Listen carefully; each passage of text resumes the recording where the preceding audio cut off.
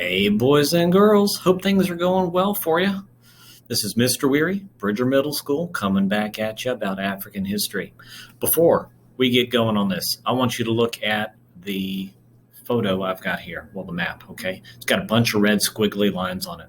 What do you think all those red lines represent? Now, you may not remember it. Students in my class were shown this early on. And what do you think those red lines represent? Let me give you a few minutes to think about it. Are you thinking? You better be thinking.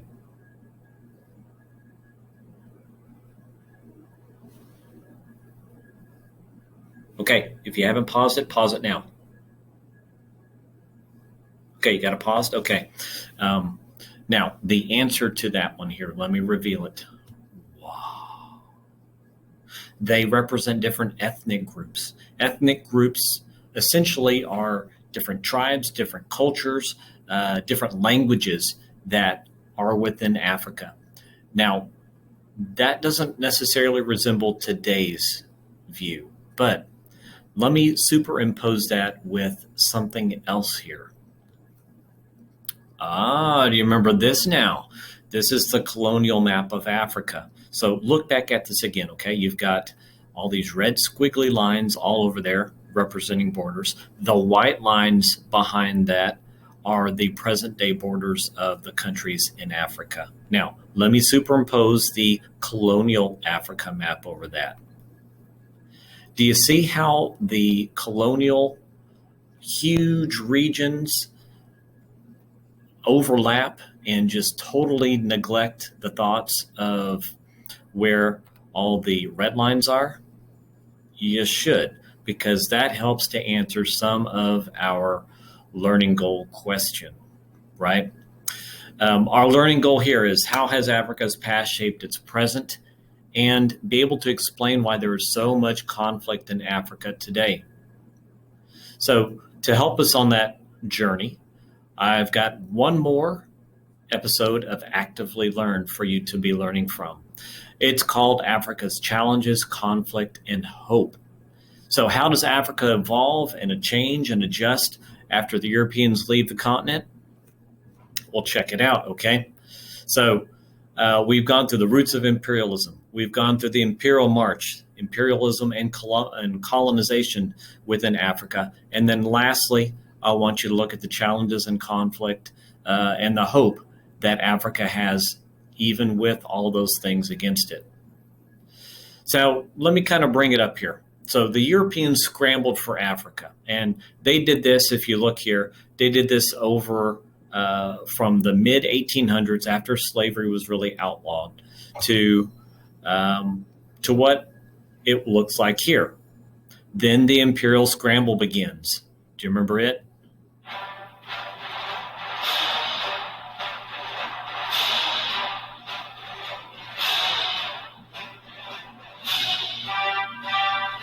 Okay, I know you remember that. You can press the play button on your own if you want to keep hearing the music there. But this was kind of what it looked like before European imperialism really took off and the scramble began.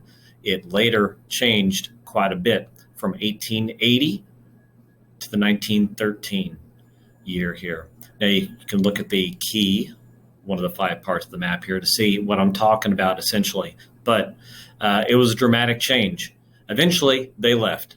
Each nation gained its independence slowly over time. Decades took place. Of note, look, Ethiopia over here. It was not colonized. And look at Liberia over here.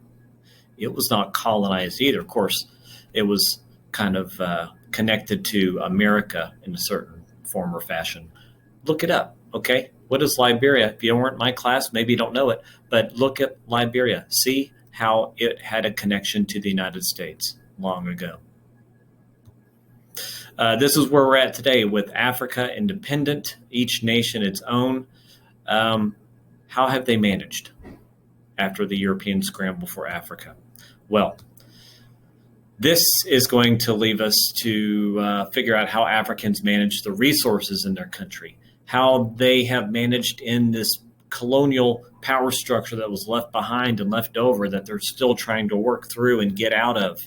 And then all of that intersects with the traditional ways of thinking, of culture within Africa there.